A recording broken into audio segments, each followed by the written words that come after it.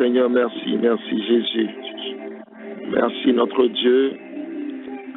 Merci Jésus-Christ, merci pour ton amour pour nous. Merci pour ta grâce.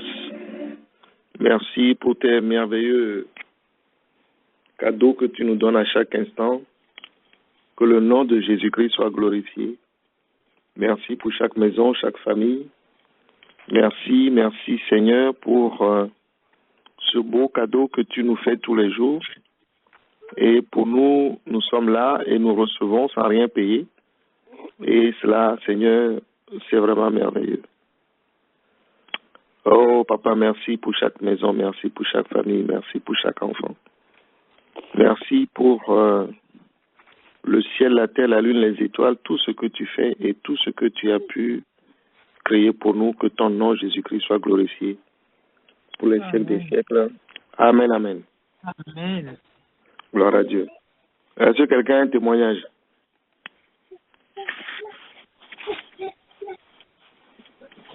Gloire à Dieu. Ok, nous allons continuer toujours la suite de notre message intitulé « Nous portons toujours l'odeur de la connaissance de Christ ». Et je veux assurer d'emblée à quelqu'un ce soir que le miracle de Dieu n'est qu'au commencement dans sa vie. Je veux assurer à ma personne que le miracle de Dieu n'est qu'au commencement de ma porte. Je vais assurer à tous mes frères et sœurs, ce soir encore connectés sur cette ligne, que Dieu s'est levé et il s'est levé avec puissance.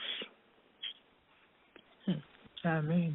Il s'est levé avec toute sa puissance et cela commence, en tout cas, j'aurais dû dire que je suis dans la joie, mais j'ai aussi à la fois peur de l'allure et de la rapidité que ça prendra. Et si Dieu n'est pas avec nous, nous ne saurons pas comment le maîtriser. Nous allons nous affoler, nous allons être dans l'agitation. Si Dieu, son esprit n'est pas avec nous, nous ne saurons pas comment le canaliser. Parce que, vous savez, de la même manière que une avalanche, quand ça se déclenche en haut, il est difficile de prévoir jusqu'où ça va arriver. Il est difficile de prévoir jusqu'où ça va arriver. Nous avons commencé depuis quelques semaines déjà dans 2 Corinthiens chapitre 2, ce verset 14 qui nous travaille notre esprit et notre cœur et qui précise toujours que toute la gloire doit toujours être rendue à Dieu. En tout cas, nous remercions notre Dieu à cause de la gloire qu'il nous a donnée en Christ, en ce que partout nous allons, nous portons l'odeur de la connaissance de Dieu. Et je suis émerveillé de voir que ce que nous partageons aujourd'hui, ce que nous partageons depuis quelques instants, en tout cas ce que nous avons reçu depuis, ne venait même pas de nous. Aucun de nous ne peut dire que c'est à cause de sa sagesse, c'est à cause de sa qualité et c'est à cause de son amour que Dieu l'a choisi. Alors je voulais dire ce soir, mon frère, ma soeur, tu as été choisi non pas à cause de ta beauté, non pas à cause de ta grandeur, non pas à cause de ta position familiale, parce que nous avons toujours appris que dans nos traditions, l'aîné qui est devant, c'est lui qui hérite beaucoup de choses et c'est lui par qui tout doit passer. Et donc, de coutume en coutume, de tradition en tradition, nous finissons par croire que l'aîné porte la sagesse de la famille. Et je voulais dire à quelqu'un ce soir, heureusement que tu n'es pas l'aîné et que cela ne t'est pas monté à la tête. Et je voulais aussi dire à quelqu'un ce soir qui n'a jamais considéré le fait d'être aîné comme étant quelqu'un qui possède la sagesse et la qualité pour conduire sa vie. Dieu, dans son amour, ne regarde jamais à l'apparence de ce que nous sommes. Ce que je veux dire ce soir, c'est que il est important que chacun note, que chacun confesse que l'obéissance à la parole de Dieu est une grande source de bénédiction pour sa vie, parce que il a décidé d'obéir à la parole de Dieu. C'est une grande source de bénédiction pour sa vie. Je dis aussi à quelqu'un ce soir que parce que il veut observer la parole de Dieu dans toute sa dimension, malgré le temps que ça lui coûte, malgré les critiques qui viennent de gauche et à droite, le fait de vouloir faire cela, c'est plus fort et cela permet à ce que, j'allais dire, sa domination soit réelle et palpable. Dieu reste Dieu et j'aurais voulu que chacun puisse comprendre ce soir que c'est parce qu'il a été appelé par Dieu lui-même qu'il a toujours pris cet engagement de venir sur cette ligne pour prier. C'est parce que tu as été appelé, c'est parce que j'ai été appelé, et c'est pour cela que tu comprends et tu commences à connaître le sens de l'amour de Jésus-Christ. Nous avons vu il y a quelques semaines 2 exemples. Le premier exemple concernait notre ami Pierre, qui s'appelait Simon à l'époque. Et nous avons vu un deuxième exemple. Quant à lui, Jésus-Christ lui avait dit de jeter le filet. Vous vous rappelez? Et d'aller en eau profonde. Et le deuxième exemple que nous avons vu, ça concernait Saul de Tarse. Et nous avons vu aussi que lui, Jésus-Christ lui a dit, pourquoi me persécutes-tu? Parce qu'effectivement, il persécutait l'église de Jésus-Christ. Et dans leur conversion, plutôt j'allais dire, dans leur appel, je vais encore changer ce mot en disant, dans le choix de Dieu, Dieu s'est manifesté puissamment à travers chacun d'eux. Pourquoi je dis cela ce soir? Je vous ai dit d'emblée que les miracles de Dieu ne vont pas s'arrêter. Je vous ai dit ce soir que quand Jésus-Christ s'engage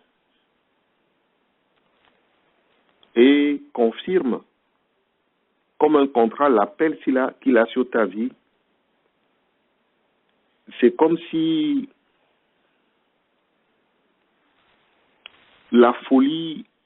une folie nouvelle rentre dans ton cœur et dans ton âme. Et nous allons ce soir, on va pas être très très long ce soir, mais on va faire un peu ce que l'histoire, comme si on parle d'un passé, et on va prendre l'exemple d'un petit frère que vous connaissez tous. Tout le monde connaît l'histoire de David.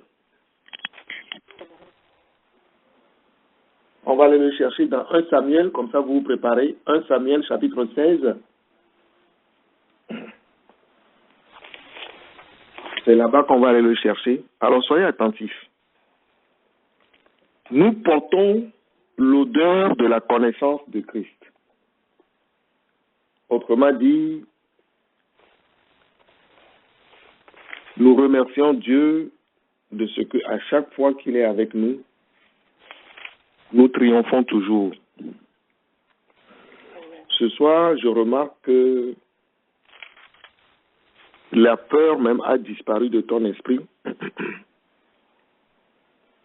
La peur a disparu de ton cœur parce que tu as pris cette force, cette assurance de savoir que en Jésus-Christ, tu triomphes et tu triompheras toujours. Mais ce triomphe vient du fait que tu as cru et tu l'as accepté. Tu as cru et tu as ouvert ton cœur à ce que l'Esprit de Dieu, l'Esprit de vie, l'Esprit de vérité, l'Esprit de force, l'Esprit de sagesse, l'Esprit d'amour, l'Esprit de victoire soit positionné en entier dans ton cœur et dans ta vie. Dans cette vie, il n'y a rien qui puisse s'opposer à cela. Aucune force contraire ne peut tenir face à ce que Dieu a mis en toi. Je voulais dire seulement, avant de rentrer dans le sujet ce soir, que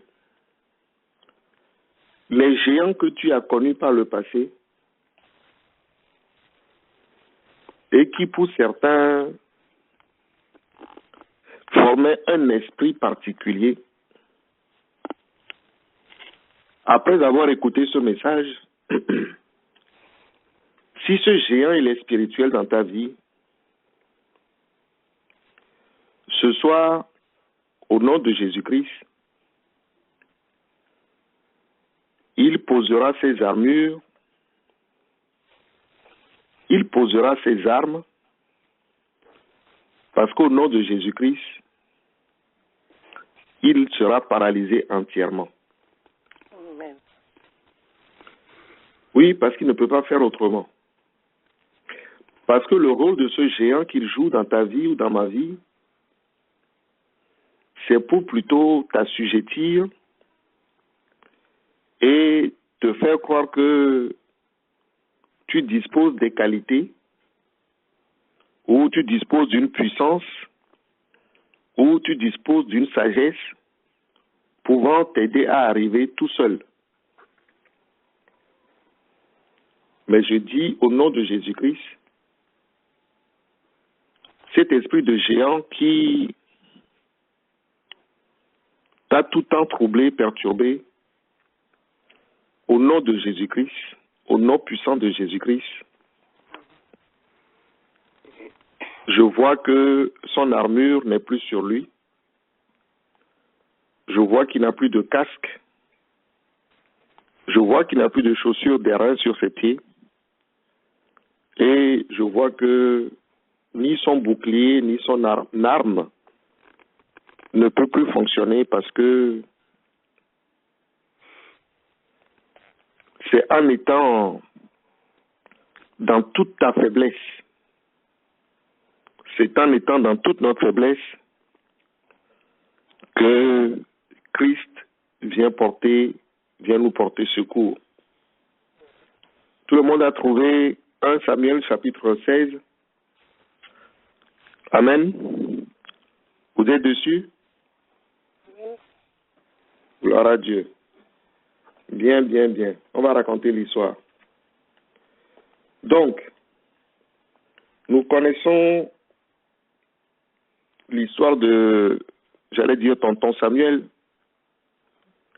mais c'est le prophète Samuel dont il est question, parce que Saül avait désobéi à Dieu en n'écoutant pas les consignes données par Dieu lui-même à travers le prophète. Et Dieu a dit que il a effectivement enlevé la royauté sur Saül et il va le poser sur David. Donc, nous allons lire ces deux textes-là, c'est assez long, mais je sais que vous aimez tellement, vous êtes tellement amoureux de la parole de Dieu que vous irez le lire vous-même, le chapitre 16 et le chapitre 17 en entier, pour voir comment Dieu opère. Et ce soir, nous allons faire un parallèle parce que notre thème toujours, nous disons que nous triomphons toujours en Jésus-Christ et nous portons toujours l'odeur de la connaissance de Jésus-Christ. Pour certains, nous avons dit c'est une odeur de mort et pour certains, c'est une odeur de vie. Et l'exemple que nous prenons ce soir, qui est l'exemple de David, écoutez très bien. C'est pour toi comme pour moi que Dieu nous parle. La parole de Dieu dit dans le chapitre 16, le verset 1, l'Éternel Dieu dit à Samuel, « Quand cesseras-tu de pleurer sur Saül? Je l'ai rejeté afin qu'il ne règne plus sur Israël. Remplis ta corne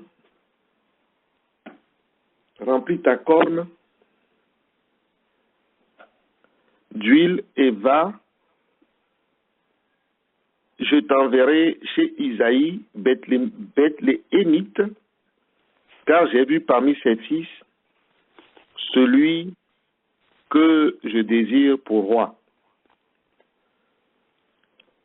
Et je dis ce soir à quelqu'un que Dieu t'a désiré depuis, Dieu a voulu de toi depuis. Ce ne sont pas les hommes qui ont voulu de toi, mais c'est Dieu lui-même qui s'est levé pour toi et qui t'a tissé depuis le sein maternel. Et c'est sur lui que tu t'es appuyé. Et c'est lui qui t'a recueilli depuis. C'est lui qui dirige tes pas depuis. C'est lui qui t'a toujours gardé. C'est lui qui t'a toujours protégé. C'est lui qui t'a toujours nourri. C'est lui qui a été toujours ton bouclier. Et c'est lui qui a toujours été ta forteresse. Mais ô combien tu ne savais pas que c'était par grâce que tu vivais. Vous savez, Dieu a encore rempli sa corne d'huile pour toi comme pour moi.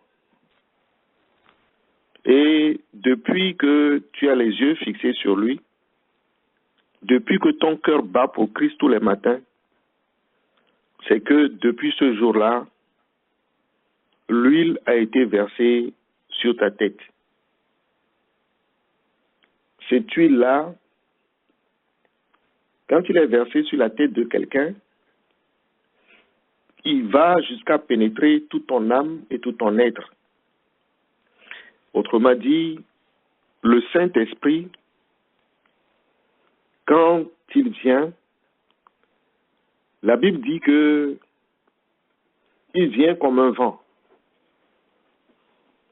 Tu n'entends pas le bruit, tu ne sais d'où il vient et où il va, mais ce qui est sûr, c'est que tu as senti sa glorieuse présence. Cette huile-là, depuis que ça t'a touché, l'Esprit de Dieu, depuis que ça nous a touchés, a produit un bouleversement puissant en chacun de nous. Et ce qui est sûr, c'est que ce soir encore, tu sais, et dans ton cœur, tu es sûr que cette joie qui te remplit, cette paix qui te remplit, n'est pas une joie ni une paix naturelle. C'est quelque chose de surnaturel que Dieu a voulu déposer et qu'il a déposé dans tout ton être. Ce qui me ranime ce soir et ce qui anime mon esprit, c'est que dans nos cœurs ou dans ton cœur, nous avions cru que Dieu s'était détourné de nous. Nous avions traversé des situations, nous avons connu des hauts et des bas, et nous avions cru que, oh, qui peut s'occuper de nous si nous sommes les derniers de la roue? Autrement dit, depuis que l'huile a touché la tête de David, la Bible nous fait comprendre qu'en fait, ce garçon, c'était le berger et c'était le 7e fils de son père. Il n'est ni le premier, il n'est ni le deuxième, il n'est ni le troisième, sachant que les 3 premiers sont dans l'armée de Saül. Autrement dit, dans une famille où on trouve, j'allais dire, ceux qui portent la culotte, parce qu'ils ont des postes importants, ils ont des rangs élevés, ils ont l'argent, ils ont la puissance de ce monde, ils sont avec les grands de ce monde. Mais quand Samuel s'est présenté, il a demandé à voir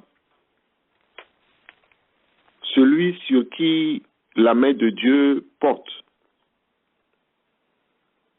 Et la Bible nous dit que le papa de ses enfants, voyant la qualité du dernier, autrement dit le berger qu'il était, il n'a pas jugé bon de le présenter parce que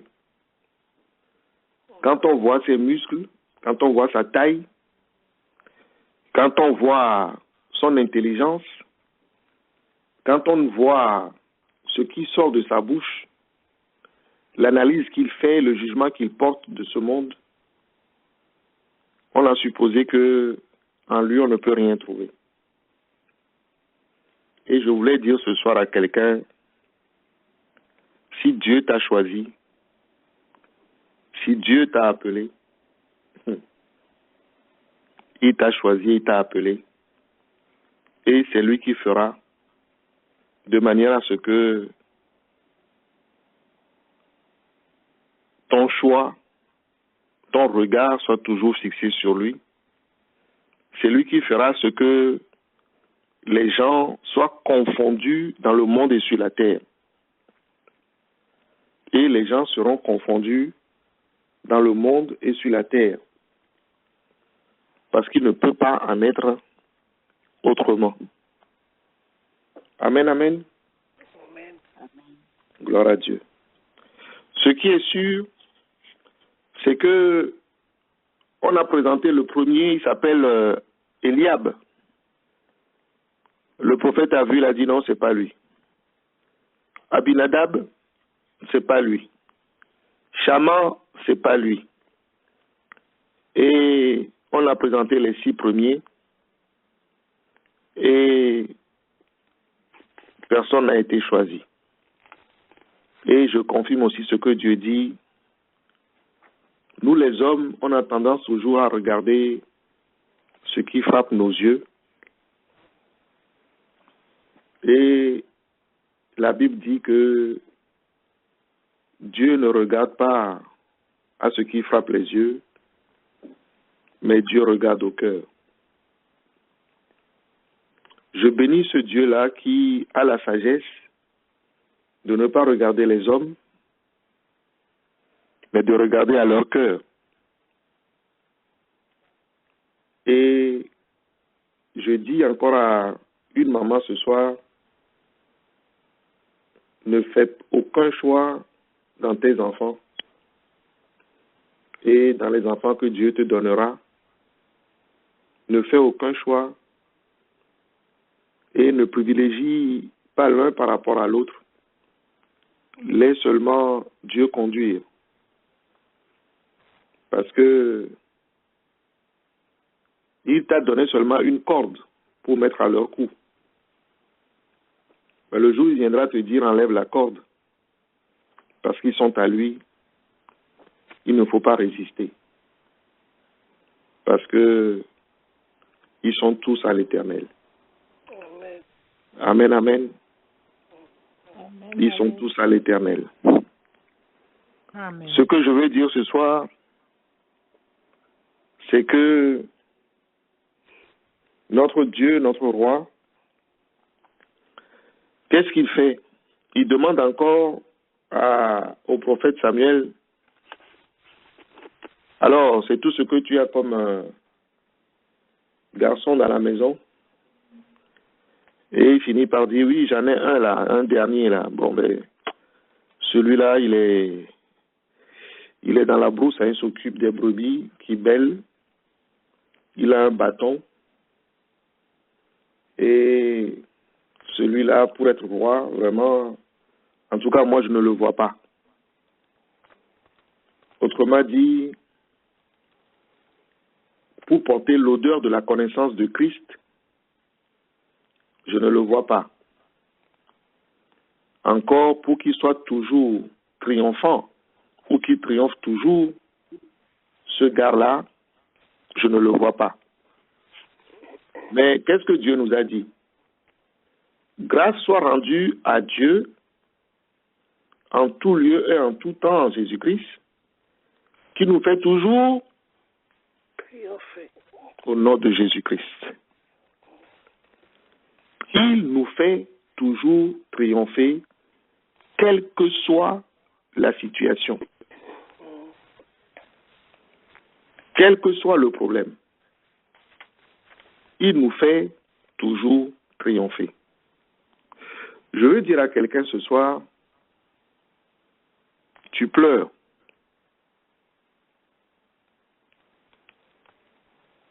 Même quand tu pries, tu pleures. Dieu te dit, ne pleure plus. Que c'est son combat, ce n'est pas ton combat. Je crois que tu m'as compris. Dieu dit, c'est son combat, ce n'est pas ton combat. Au nom de Jésus-Christ. Amen. La Bible nous dit que lorsque cette grâce, autrement dit, cette fiole d'huile, cette corne d'huile a été versée sur la tête de David, il s'est passé quelque chose. Aussitôt, l'Esprit de l'Éternel qui était sur le roi Saül a été totalement transféré sur David. Autrement dit, la désobéissance de Saül vient lui apporter une défaite dans toute sa vie et pour toute sa génération. Le triomphe que Dieu nous donne passe toujours par l'obéissance à sa parole, passe toujours par l'observation à sa parole. Alléluia. Amen. Il est très, très, très, très, très important. Dieu prend plaisir à l'obéissance mieux que les sacrifices.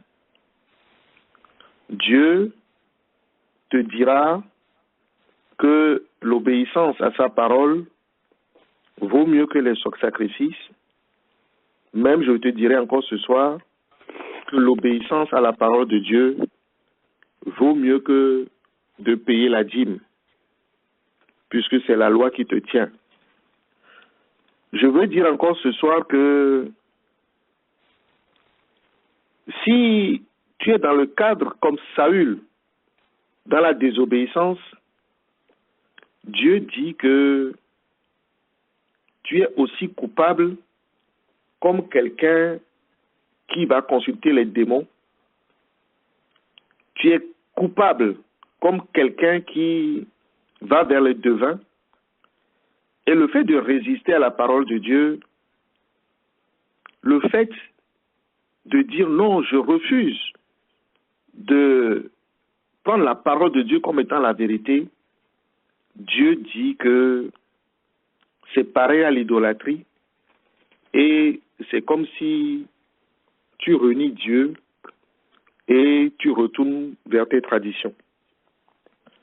Je connais quelqu'un que vous connaissez tous et la Bible l'a nommé l'enfant prodige. Il a vécu tout ça, mais il a pris une décision. Il sait que l'huile que son père versera sur sa tête, c'est une huile de grâce.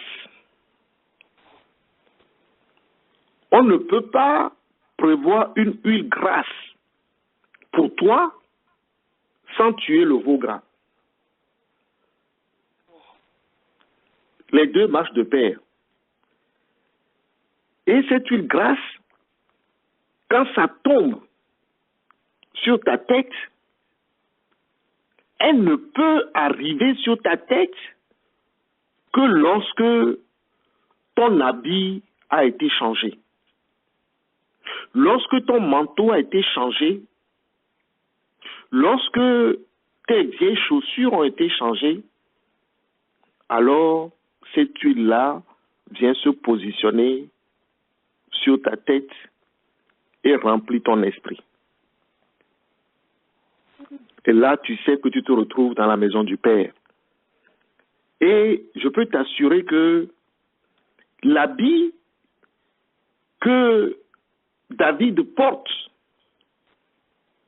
à partir de l'instant où la fiole, où l'Esprit de Dieu a touché son esprit, ce n'est plus le même manteau. Et c'est pour ça que je veux dire à quelqu'un ce soir, les gens pensent que tu portes toujours le vieux habit. Les gens ne voient pas que Dieu t'a changé, il a changé ta garde-robe. Les démons, eux, ils voient que tu deviens dangereux. Mais je veux dire à quelqu'un ce soir, parce que tu deviens dangereux, tu auras toujours l'épreuve devant toi. Mais est-ce que tu es sûr que tu vas toujours triompher? Alléluia. Amen. Est-ce que dans cette épreuve, tu vas toujours triompher? Ah, quelqu'un dit oui. Peuple de Dieu, vous êtes sur la ligne? Amen, amen. Je repose la question. Est-ce que dans cette épreuve, tu vas toujours triompher? Amen. Dès que Dieu est en contrôle, on triomphe toujours. Gloire à Dieu, c'est ça. Comme ça, vous êtes en train d'activer ma foi aussi. Voilà pourquoi je vous demande d'avoir la voix forte comme ça, pour pouvoir me pousser. Je vais déborder un peu, ça ne vous dérange pas? Non. Gloire à Dieu. Gloire à Dieu, gloire à Dieu, gloire à Dieu. Non, c'est tellement succulent ce que Dieu fait avec vous que je suis obligé de vous le dire et je vous le dis sous cet angle-là. C'est un message prophétique sur la vie de chacun d'entre nous. Et ce qui est la force d'écouter ce message, vous me direz dans quelques semaines, dans quelques mois, Ina, je ne savais pas que Dieu était aussi puissant. et qu'il a une capacité que j'avais pas imaginée. Et maintenant, je commence, comme disent les jeunes d'aujourd'hui, je commence à le kiffer. Mhm. Avant, je voulais, mais je ne le faisais pas à fond. Mais maintenant, je commence à le kiffer. Alléluia. Amen. Donc, ce qui est merveilleux, c'est que un des serviteurs, depuis que la royauté a quitté Saül, la Bible nous dit qu'un esprit commençait à le tourmenter. Et cet esprit-là ne pouvait pas se calmer. Il fallait trouver quelqu'un qui doit se présenter et qui pourra lui jouer la bonne musique, qui pourra lui chanter les berceuses de l'Éternel. Parce que ces esprits-là, c'est quand il entend la voix de l'Esprit de Dieu qui sont assez calmes. Et c'est pour ça que je voulais encore dire quelque chose ce soir. Tu ne vois pas que quand tu chantes les merveilles de l'Éternel, tout s'apaise tout autour de toi. Amen. Dès que tu arrêtes le chant, ça recommence. Mais dès que tu la rechantes, tout s'apaise. Dès que tu arrêtes, ça recommence. Mais je veux rassurer quelqu'un en disant que bientôt, tu ne peux même plus arrêter de la chanter Amen. parce que le chant est écrit sur ton cœur, le chant est écrit partout sur toi, que ceux qui s'agitent, quand ils verront le chant, ils vont se calmer eux-mêmes au nom de Jésus-Christ. Parce qu'ils n'ont pas le choix. Ils n'ont pas le choix. Ce qui est merveilleux, c'est que un serviteur est parti dire à Saül que lui, qui connaissait quelqu'un, donc je lis au verset 18 de 1 Samuel 16, et puis la parole dit, voici, j'ai vu un fils d'Isaïe, Bethlémite, qui sait jouer. C'est aussi un homme fort et vaillant, un vaillant guerrier, parlant bien et d'une belle figure. Et l'Éternel est avec lui. Donc, David, dans son amour, bien qu'il n'est pas général d'armée, bien qu'il ne côtoie pas les rois de ce monde, bien qu'il n'ait pas la garde à la grande table, il est décrit ici comme étant un homme fort, un vaillant guerrier. Pourquoi? Parce que ce jeune homme a fait des exploits qu'aucun homme sur la terre n'arrive à faire. Aucun berger ne peut faire face à un lion, voire un ours, mais lui, il a fait face à un lion et à un ours. Et cet exploit s'est répandu et les serviteurs du roi ont connaissance de ce que David a fait. Mais aux yeux de Saül, ça paraît un peu léger. Il n'a pas vu l'importance. Mais ce n'est pas ça qui nous intéresse. Ce qui nous intéresse, c'est que nous confessons sur cette ligne que nous triompherons toujours. Et nous continuerons toujours à triompher, quelles que soient les situations que nous rencontrons. Et ici, dans le chapitre 17, nous avons vu que les Philistins n'arrêtaient pas et n'arrêtaient toujours pas de défier Israël jusqu'à ce qu'ils aient présenté un géant de chez eux. Vous lirez parce que si je veux lire, on va être trop long. Un géant, un vrai géant qui s'appelle Goliath. Et la parole de Dieu nous dit que il mesurait au moins 3 mètres. C'est un géant. Et il n'arrêtait pas d'insulter Israël. Il n'arrêtait pas d'insulter les Hébreux. Et il les mettait au défi en disant, me voici Goliath, le grand guerrier. Je défie toute l'armée d'Israël. Si quelqu'un d'entre vous peut se mesurer à moi, et s'il me bat, alors là, sachez que toute l'armée des Philistins est considérée comme battue.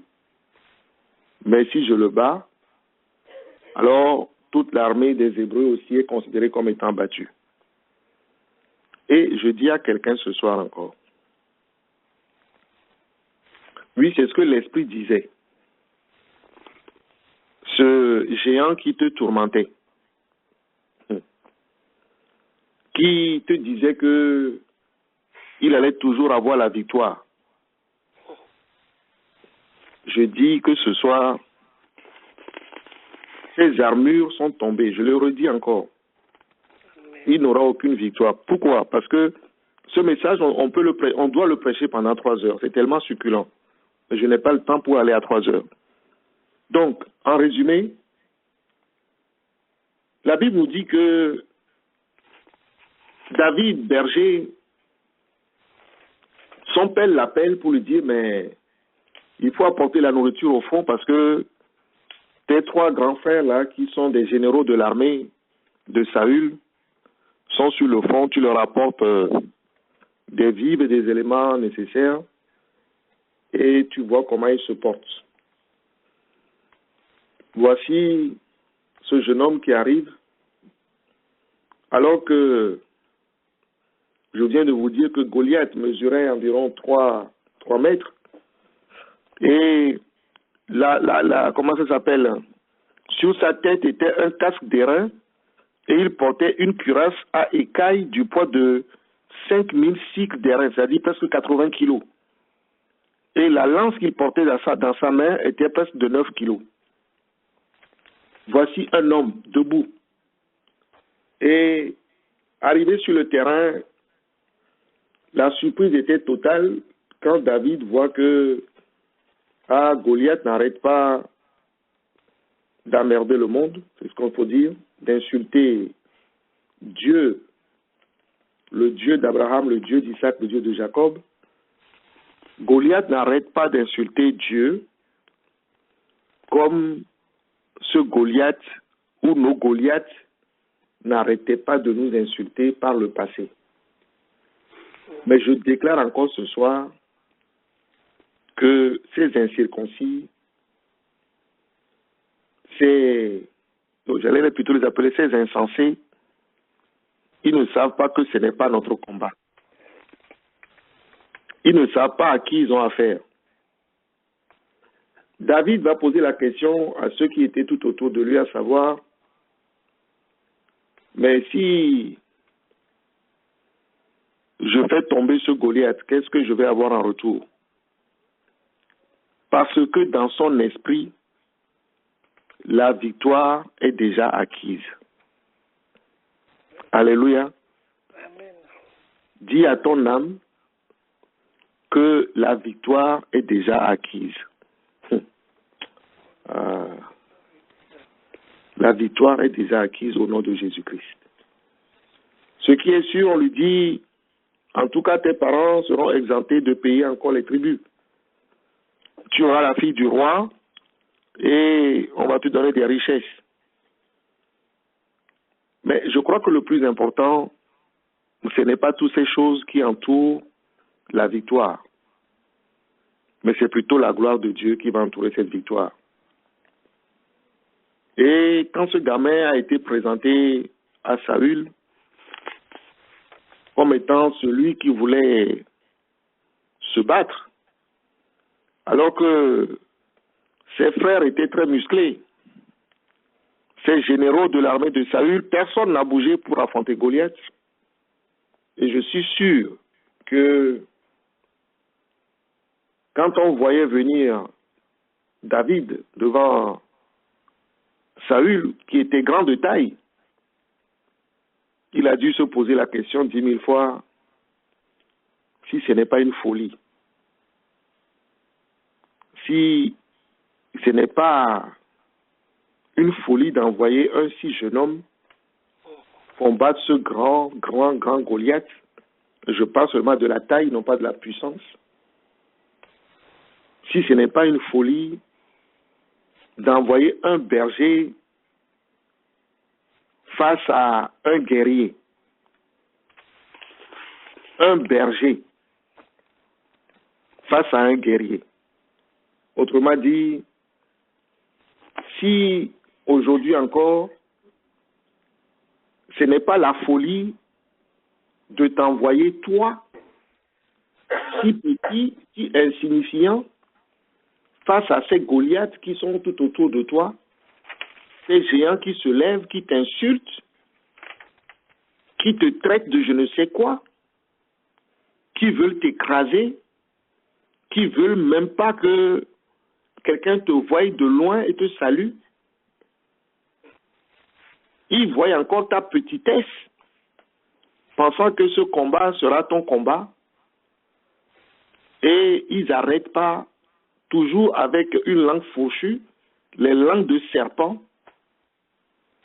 de vouloir résoudre les problèmes de ta maison, de ta famille, de tes parents, de ta vie, de ton travail. Il y en a aussi qui croient que c'est eux qui doivent être au contrôle de ce que Dieu fait faire avec ta vie. Et je dis ce soir, ils ne savent pas à qui ils ont affaire. Je dis ce soir, Goliath tombera au nom de Jésus-Christ. Et il tombera certainement. Et il tombera certainement. Saül, voyant le petit, dit non, on ne peut pas laisser. C'est comme si tu envoyais un agneau au sacrifice. Dans ces conditions, mettez-lui au moins mon armure. Donnez-lui au moins mon casque et mon couteau. Et peut-être que ça va le protéger quelques secondes. Parce que la lance de Goliath, je vous ai dit que ça pèse presque 9 kilos. C'est-à-dire que ça va le transpercer. Mais ils ne savent pas que le bouclier de David est en quoi? Celui qui me donne la réponse, je lui ferai un bisou. Je n'ai pas compris. Répète la Le bouclier de David, oui. quand il va enlever les habits de Saül, tout ça, qu'il va poser à côté. Je dis le bouclier de David, il est en quoi? Ah, il est en Dieu. Il est en quoi? Jésus-Christ. Ah, Jésus-Christ. Gloire à Dieu. Voilà, tu auras le bisou. Donc, réclame-le. Le bouclier de David est en Jésus-Christ. Il est en Dieu. C'est ça que vous ne comprenez pas. Et c'est ça que le monde spirituel a compris. Quand ils viennent, ils vous voient, mais ils voient que mais tout autour de vous là, mais il y a un problème là. Vous êtes trop équipés. Qui peut s'approcher de vous? Et vous savez, cette histoire, à la fois, elle répond à un naturel et à un spirituel. Et je vous ai toujours appris que dans 1 Corinthiens chapitre 15, ce n'est pas le naturel qui vient en premier, c'est quoi?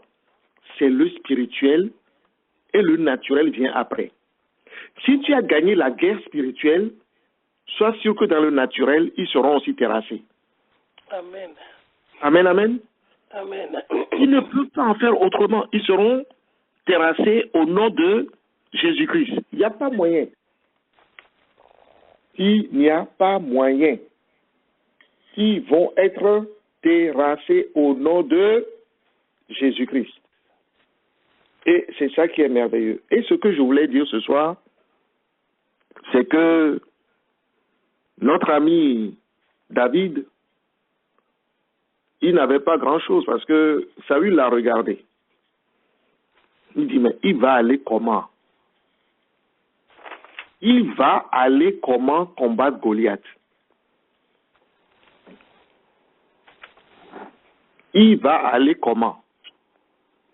Et je dis ce soir que le triomphe est toujours assuré en Jésus-Christ. C'est Jésus-Christ qui va encore combattre pour nous et avec une simple fronde. La Bible dit qu'il avait un bâton et je crois que grâce à ce bâton de berger, il a dû chercher les meilleures pierres. Et la Bible dit qu'il en a pris 5. Ce qui est merveilleux, c'est que,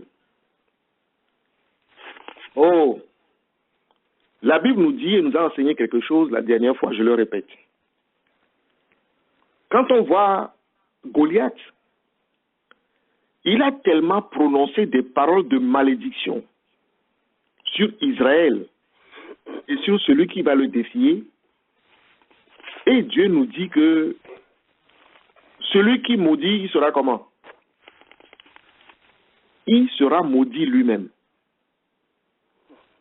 Celui qui bénit aura toujours la bénédiction. C'est pour ça que nous avons appris que au milieu de nous, nous ne devons pas maudire. Même nos ennemis, nous ne les maudissons pas, nous ne les haïssons pas et nous ne les persécutons pas.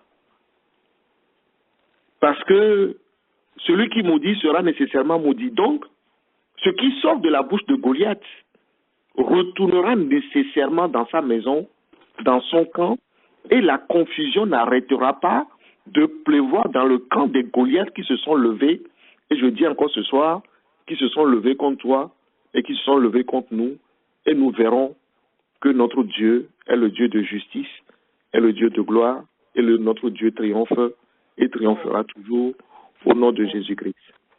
Amen. Ne pas trop être trop long, ce qui est sûr, pour ceux qui aiment ce test, c'est ce message prophétique. Ce qui est sûr, c'est que avec une seule pierre, Goliath est tombé et il est tombé au nom de Jésus-Christ face contre terre. Et David a pris le couteau de Goliath ou l'épée de Goliath et il lui a tranché la tête. Je dis ce soir, Dieu a mis dans nos mains les couteaux de Goliath. Chacun a aujourd'hui dans sa main le couteau de Goliath parce que Jésus-Christ, lui, il a déjà envoyé la pierre.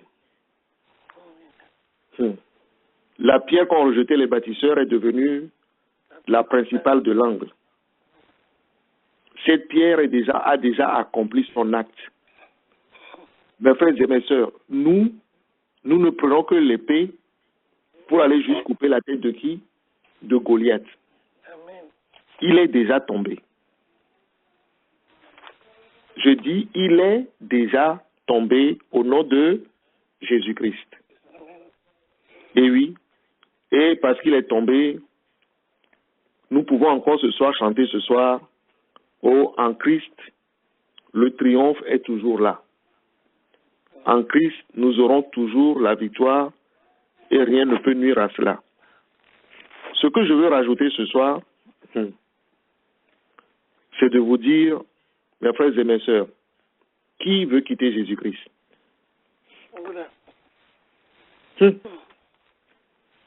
Qui veut quitter cette maison de grâce pour aller faire autre chose? Moi, en tout cas, je confesse que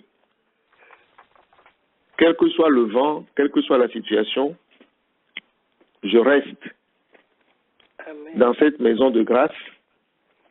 Pourquoi? Parce que il y a des bonnes choses que Dieu a réservées pour nous. Et je suis sûr que les frères de David, alors qu'au début, quand ils étaient dans l'armée, quand leurs petits frères se présentaient, ils l'ont traité de tous les noms, d'orgueilleux, de tout ce que vous voulez. comme exactement les gens vous ont aussi traité et vous traitent encore de fous, d'orgueilleux, enfin tous les mots que vous pouvez entendre. Et je dis ce soir encore, réjouissez-vous.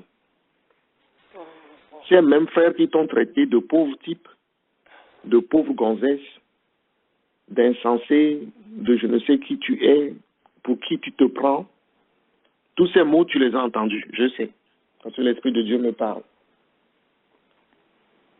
Quand Goliath est tombé maintenant, que tu as coupé sa tête, je crois que dans le camp là, les 3 frères de Saül, oui, ça c'est mon frère, hein. Je savais. Ça c'est ma soeur, je savais. Tu vois mon frère, ma soeur, le temps viendra, et déjà là, où ceux-là même qui t'ont critiqué, tu vas encore les voir venir vers toi et te porter encore en hauteur devant les hommes. Ils parleront et diront que c'est grâce à toi, c'est par toi, et ils diront même derrière toi que tu es leurs amis, alors qu'avant tu les avais considérés comme étant tes ennemis. Je veux conclure ce soir en disant, mes bien-aimés, frères et sœurs, si Jésus est avec nous, qui peut être contre nous? Jésus-Christ est avec nous, qui peut être contre nous? Voici, ce soir, je vais m'arrêter là, en vous disant, mes frères et mes sœurs, ouvrez vos cahiers et notez les victoires que Dieu et Dieu seul accomplira pour vous. Il a déjà accompli. Mais comme nous avons un processus de victoire continue, de grâce continue, de paix continue, de joie continue, notez et rendez gloire à Dieu. Publiez seulement ses bienfaits. Parlez-en aux frères et sœurs et pour que le nom de Jésus-Christ soit glorifié. Au nom de Jésus, Amen. Amen, merci Seigneur. Amen, amen. J'ai été un peu long, excusez-moi. C'est bien. Gloire à Dieu. Et je vais laisser la place à celle qui conclut courtement, s'il vous plaît. Alléluia. Merci Seigneur. Oui, Seigneur, nous te remercions. Voilà encore ce que tu nous as donné encore ce soir.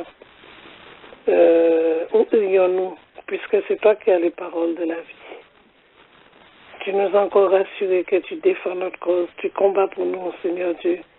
Tu nous as dit encore tous les Goliaths qui s'étaient levés contre nous, tu les as terrassés ce soir au nom de Jésus-Christ. Amen, amen, amen. Et nous voulons le croire parce que c'est une réalité dans le monde céleste et comme nous l'avons dit, c'est spirituel et nous le voyons, nous allons le voir encore, Seigneur, nous le voyons déjà dans le monde naturel. Et nous te disons encore merci. Merci pour tes grâces et tes bontés que tu multiplies dans nos vies chaque jour. Et c'est pour ça que nous sommes là, Seigneur, parce que nous n'avons où aller, nous n'avons rien d'autre. Si nous te quittons, c'est fini pour nous, nous n'aurons plus de vie. Tu es même la source de notre vie, la respiration, la raison de notre vie, la raison de notre vie, c'est toi, Seigneur Dieu. Alléluia. Et nous nous appuyons sur toi chaque jour. Merci Jésus. Et là où nous sommes fatigués de marcher, c'est toi qui nous portes, Seigneur, encore dans tes bras. Alléluia. Dans tes bras d'amour. Et nous te disons merci. Comment ne pas te remercier pour tant de grâce. Et tu as tout accompli à Golgotha. C'est pour ça que nous te disons encore merci pour cette grande victoire que tu nous accordes encore ce soir. Merci et Jésus. Nous avons l'assurance que tu es avec nous. Et que nous puissions continuer à marcher dans l'obéissance de ta parole. Afin que nous puissions continuer à voir ta gloire. Et les exploits que tu fais encore dans nos vies. Alléluia. Et toujours avec nous, avec Dieu, nous ferons des exploits, comme dit ta parole, et il écrasera nos ennemis. Merci Jésus. Merci Seigneur, merci pour notre frère, que tu le bénisses encore. Et que, comme tu as dit, que lui, il coule sur nos têtes, afin que nous puissions aussi, comme David, aller terrasser aussi les Goliaths qui sont dans la vie de nos bien-aimés. Au travers de Jésus-Christ, au nom de Jésus-Christ. Alléluia. Nous te disons encore merci. Bénis nos bien-aimés, leurs maisons, leurs familles, chacun de nous. Et que nous puissions continuer à nous attacher à toi. Et c'est dans le beau nom de Jésus-Christ que nous avons prié. Amen. Amen, amen, amen, amen, amen. Bisous, bisous, bisous. Hein. Oui, bisous, bisous à tous. Soyez bénis, mes frères et mes sœurs. Que Dieu vous bénisse. Bisous, bisous. Bye bye. Amen. Bye bye. Bisous. Bye bye.